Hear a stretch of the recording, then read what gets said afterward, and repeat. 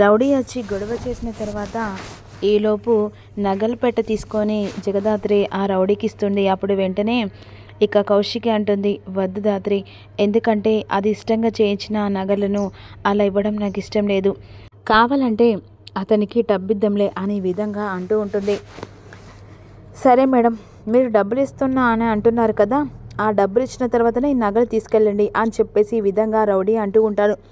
అవును, ఎంతలా రేషంతో నా మీద నన్ను కొట్టడానికి ముందడిగేసావు, మరి చెల్లంతే అంత ప్రేమ ఉన్నవాడివి నీ వంతుగా ఏ డబ్బు నాకు ఇవ్వవా? ఆ రౌడీ యువరాజ్ని నిలదీస్తూ ఉండగా యువరాజ్ తలదించుకుంటాడు.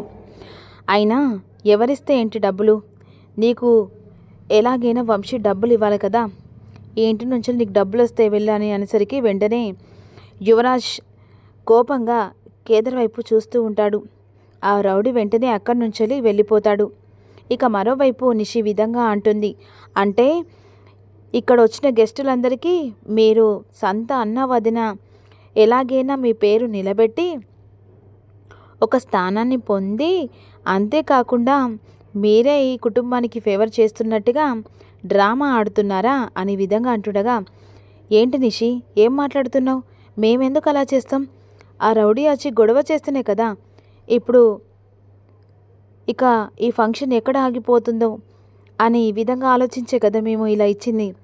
ఓహో, అలా ఇచ్చారో లేకుంటే కావాలని మీకు బిరుదు కోసమని ఇలా ఇచ్చారు, ఎవరికేం తెలుసు అని విధంగా అంటుండగా, చూడు నిషి, లేనిపోని ఆలోచన చేసి నిందలు వేడు నీకు బాగా అలవాటైపోయినట్టుంది.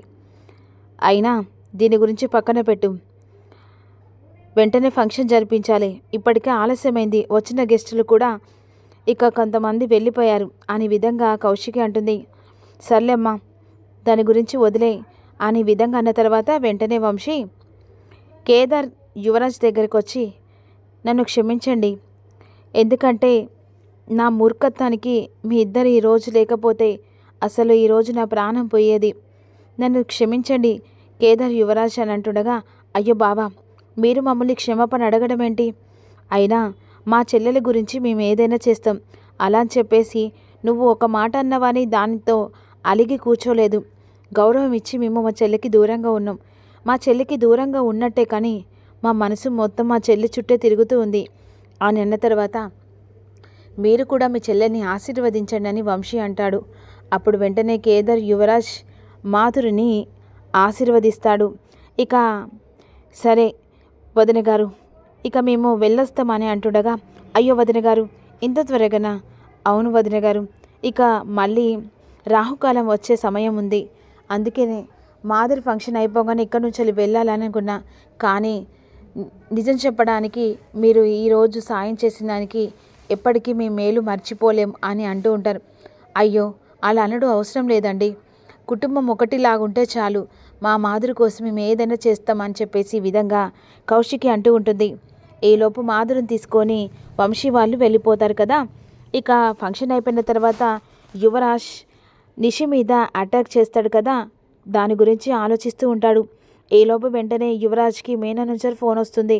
అలా బయటకు వచ్చి, బాయ్ ఏంటి బాయ్ నువ్వు చేసింది, నా భార్య మీద అటాక్ చేయించావేంటి అని అంటుండగా, ఈరోజు నీ భార్య తప్పించుకుంది, అంతేకాకుండా నేను పంపించిన ఆ మనిషిని షూట్ చేశారు, అసలు ఎవరు షూట్ చేశారో అర్థమవుతుంది, నువ్వే కదా అని అంటుండగా, లేదు బాయ్ ఈసారి నన్ను వదిలే బాయ్, ప్లీజ్ బాయ్ అని అంటుండగా, ఈసారి వదిలేసుడు కాదు, నీ కుటుంబాన్ని నీకు కాకుండా అందరి ప్రాణాలు తీయడానికి ఈ నైట్ నేను అరేంజ్ చేశాను మనుషులను, నువ్వు ఎలా కాపాడుకుంటావో నీ వాళ్ళను అది చూస్తాను బాయ్, నీకు దండం పెడతాను బాయ్, నువ్వు చెప్పిన పనల్లా నేను చేశాను కదా, ఈ ఒక్కసారి నన్ను ఎక్స్క్యూజ్ చేయి, కొంచెం పరిస్థితులు నాకు అనుకూలంగా మారేంత వరకు నేను నీ దగ్గర ఈ వర్క్ మానేశాను, ఆ తర్వాత నేను ఖచ్చితంగా వస్తాను బాయ్ అని ఈ విధంగా అంటుండగా, లేదు యువరాజ్, ఆ రోజు నీ ప్రకారంగా నేను ఎలాగైనా నా చేతికి డబ్బు రావాలి, నువ్వు చేస్తే సెట్ అవుతుంది అనుకున్నాను,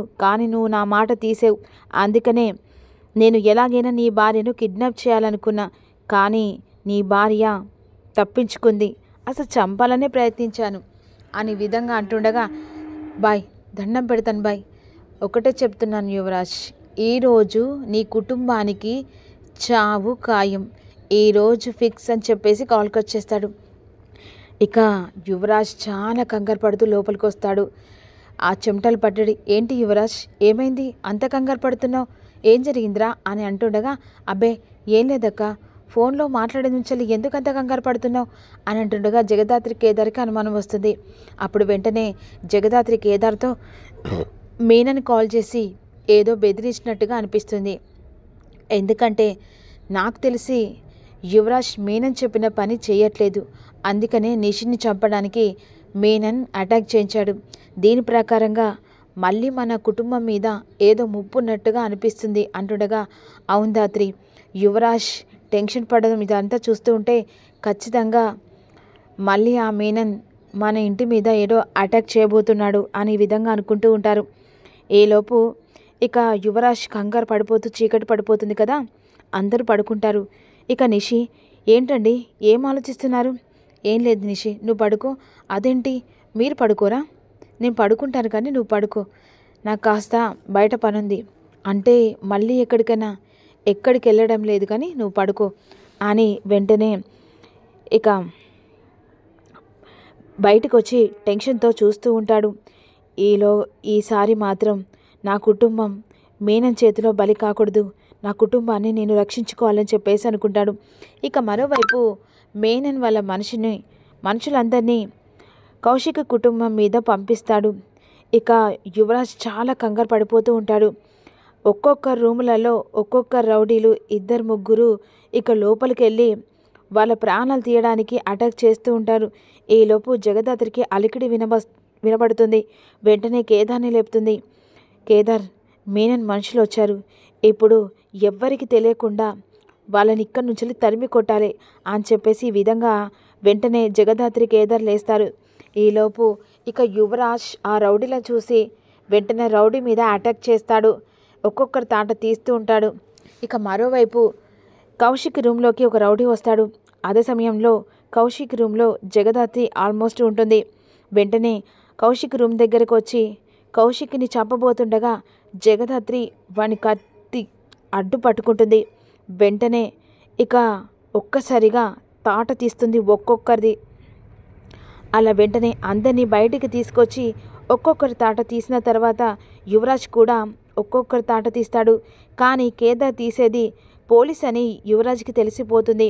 ఇక జగదాత్రి రూమ్లో ఉండి అందరినీ చుక్కలు చూపిస్తుంది. వెంటనే ఆ రౌడీలు అక్కడి నుంచి పారిపోతారు. ఈలోపు ఎవరికో అలికిడి అనబడి వెంటనే అందరూ ఒక్కసారిగా లేస్తారు. ఏం జరిగిందని చెప్పేసి అంటుండగా, అబ్బే ఏం లేదక్క, మరి ఇదేంటి మీరెందుకు నిద్రపోకుంటున్నారు? నిద్ర పట్టట్లేదని ఇలా ఉన్నామక్క. అవును, ఏదో సౌండ్ వినబడింది, గొడవ అయినట్టుగా వినిపించింది అని చెప్పేసి కాజీ అంటారు. అవును బూచి, నువ్వు అన్నది నిజమే, అలా వినబడుతూ ఉన్నది, కాకపోతే అని చెప్పేసి నేను అలాగే పడుకోబోయా. ఏం లేదు, ఏదో పిల్లి శబ్దం వినబడినట్టుంది. లేదు అనే విధంగా బూచి అంటూ ఉంటాడు. ఇక మరోవైపు రౌడీల తాట తీసి ఇక ఒక సంచిలో కట్టి పడేస్తుంది దాత్రి. ఇక మరోవైపు యువరాజ్ కూడా టెన్షన్ పడుతూ, అక్క వాళ్ళకి తెలిస్తే మీనన్ నా ఈ ఇంటి మీద అటాక్ చేసిందంటే మరుక్షణం నన్ను ఇంట్లో ఉంచదని కంగారు పడిపోతుండగా అప్పుడు కేదార్ హ్యాండిల్ చేస్తూ ఉంటాడు. ఇక వెంటనే ఎవరి రూమ్లో వాళ్ళు పడుకుంటారు కదా, ఎలాగైనా ఈ కుటుంబాన్ని వదిలిపెట్టడని యువరాజ్ కూడా ఆలోచిస్తూ ఉంటాడు. ఇక జగదాత్రి కేదార్ మాత్రం ఇది అటాక్ చేయించిందే మీనన్ అంటే యువరాజ్ కాస్త మారిపోతున్న ఉద్దేశించి అతనికి ఫేవర్గా చేయట్లేదని ఈ కుటుంబం చంపడానికి ఆ రౌడీలను పంపించినట్టుగా అనిపిస్తుంది అని చెప్పేసి ఈ విధంగా దాత్రి కేదార్ అనుకుంటారు. ఈలోపు తెల్లారుతుంది కదా, ఏంటండి మీరు పడుకోలేదా? పడుకున్నాను. ఏంటి అలా ఉన్నారు? రాత్రి మీనన్ మనుషులు ఇంటి మీదకి అటాక్ చేశారు. ఆ మాట విన్న నిషి ఒక్కసారిగా షాక్ అయిపోతుంది. మరి ఏం జరగబోయేదనేది రివ్యూలో తెలుసుకుందాం, మిస్ కాకండి.